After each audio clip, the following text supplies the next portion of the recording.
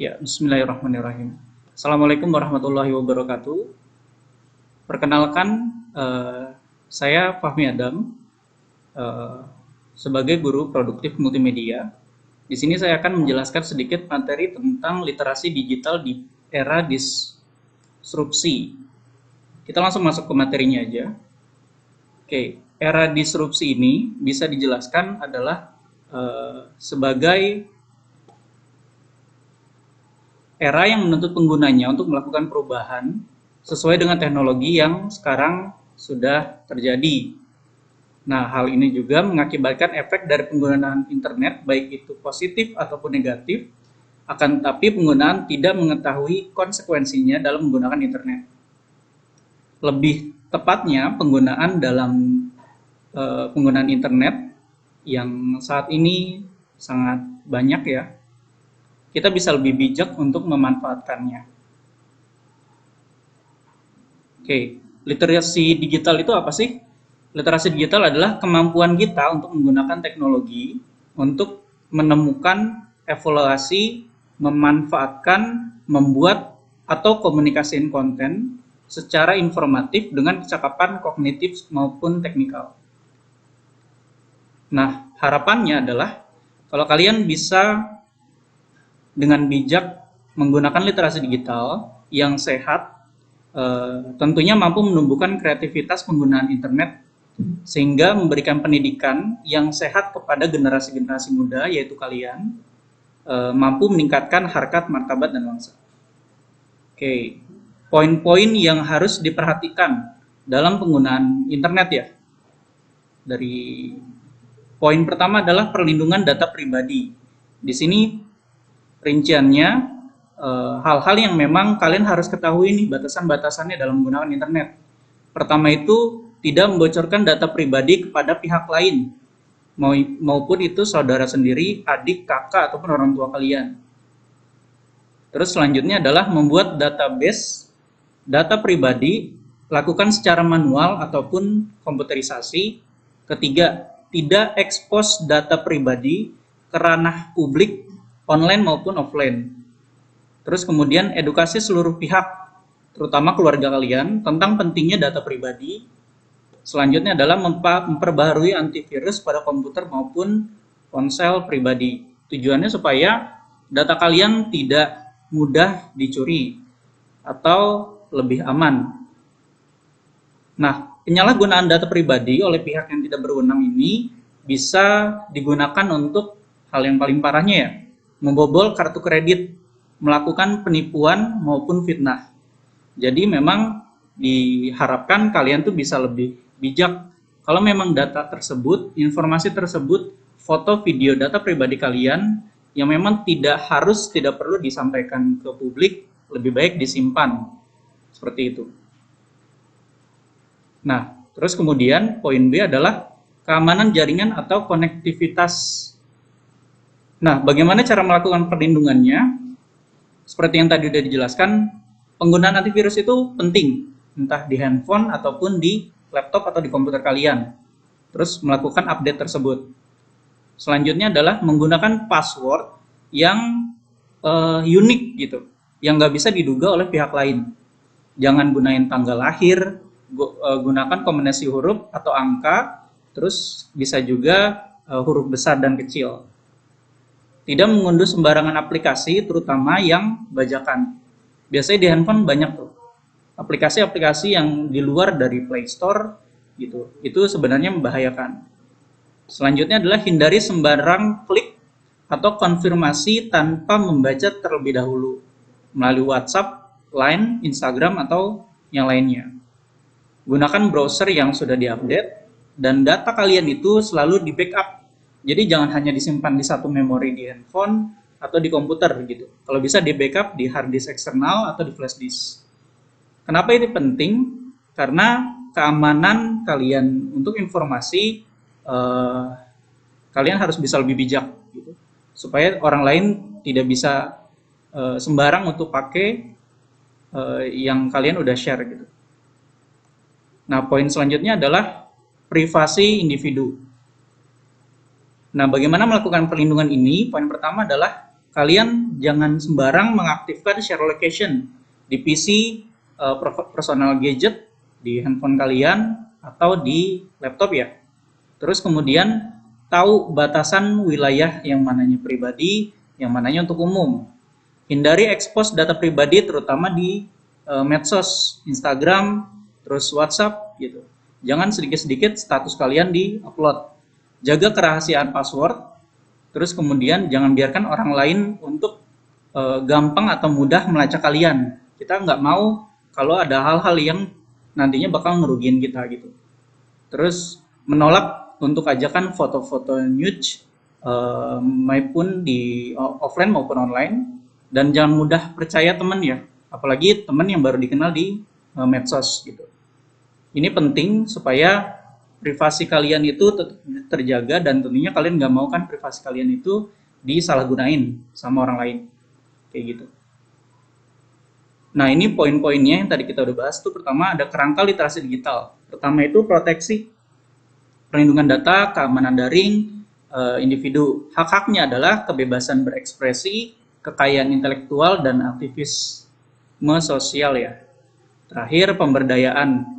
Pemberdayaan di sini ada jurnalisme warga, kewirausahaan, dan etika informasi. Nah, poin-poin hak ini saya jabarkan singkat aja ya. Pertama, kebebasan berekspresi. Oke, misalkan kalian punya sosial media, kalian punya jejaring Facebook, Instagram, Line, TikTok, dan lainnya gitu. Kalian bebas untuk berekspresi, tapi tahu poin-poin pentingnya. Tidak menimbulkan sara, pornografi, pornoaksi, kayak gitu. Itu juga kalian harus tahu batasan di situ. Nah, kemudian ada juga kekayaan intelektual. Pemikiran seperti penemuan, karya seni, literatur, terus kemudian desain gitu. Itu semua bisa dikumpulin dalam yang tadinya tuh bisa bentuknya foto, sekarang udah bisa dikumpulkan secara digital gitu. Nah, bagaimana cara melakukannya? Pertama, selalu sertakan kredit dari nama penciptanya. Misalkan kalian bikin satu literasi, nanti kalau kalian bikin skripsi, itu kalian harus sertakan kredit nama kalian dapat referensi dari mana nih. Terus kemudian selanjutnya adalah minta izin ke penciptanya sebelum kalian menyebarluaskan. Misalkan kalian punya ngelihat konten bagus nih di Instagram gitu atau TikTok, kalian mau share gitu. Kalau bisa kalian izin ke penciptanya. Nah, itu poin-poinnya. Nah, hak untuk aktivisme sosial atau berkumpul ya. Nah, aktivisme sosial merupakan suatu aktivitas online yang bertujuan untuk mendorong perubahan sosial. Kalian juga harus hati-hati, sebenarnya banyak hal positif dan negatif di dalamnya. Kalau kalian yang terima informasi tersebut tidak dari orang-orang yang memang paham betul, khawatir itu akan menjadi hoax nantinya. Nah, bagaimana kalian melakukannya dengan baik? Pertama, kritik dan opini dengan menggunakan tagar pada media sosial. Kedua, advokasi terhadap korban kejahatan dengan menyampaikan kronologi, dan itu harus bersifat fakta dan jelas. Terus kemudian mengajak warganet untuk sama-sama melakukan pembelaan terhadap suatu kasus. Kalau memang itu kalian paham ya, kalau tidak ya cukup melihat saja. Petisi online terhadap suatu kasus sehingga terjadi perubahan sosial, dan penggalangan dana untuk berbagai kegiatan sosial. Misalkan lagi kondisi seperti ini gitu, kita bisa melakukan penggalangan dana untuk teman-teman atau saudara kita yang lebih membutuhkan. Poin selanjutnya adalah pemberdayaan. Nah, internet tuh ngebantu kita untuk menghasilkan karya serta kinerja yang lebih baik, produktif, dan bermakna gitu. Selain juga harus diperhatikan masalah etika informasinya nih, yang berkaitan yang tadi sudah dibahas adalah tentang hoax, informasi yang salah, ujaran kebencian, terus kemudian usaha untuk memilah informasi maupun cara berpikirnya dengan baik gitu. Jenis-jenis pemberdayaannya pertama adalah jurnalisme warga, kewirausahaan, dan etika informasi. Apa itu jurnalisme warga? Nah, poin pentingnya di sini dapat adalah aktivitas partisipasi warganet, yaitu kita semua, dalam membentuk analisa, laporan, serta menyampaikan informasi dan berita melalui berbagai aplikasi online. Contohnya, mewartakan ragam kuliner, membuat resensi buku, vlogging, gitu. atau YouTuber dan lain-lainnya. Nah, kalau kewirausahaan sendiri itu apa? Kemampuan atau keinginan untuk mengembangkan usahanya. Sekarang banyak nih gitu.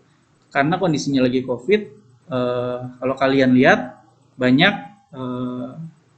bisnis atau usaha yang beralih ke media online. Yang tadinya offline sekarang menjadi online. Dia ngejual di banyak platform. Bisa yang sudah besar itu ada GoPay atau mungkin Gojek ya, terus GrabFood seperti itu.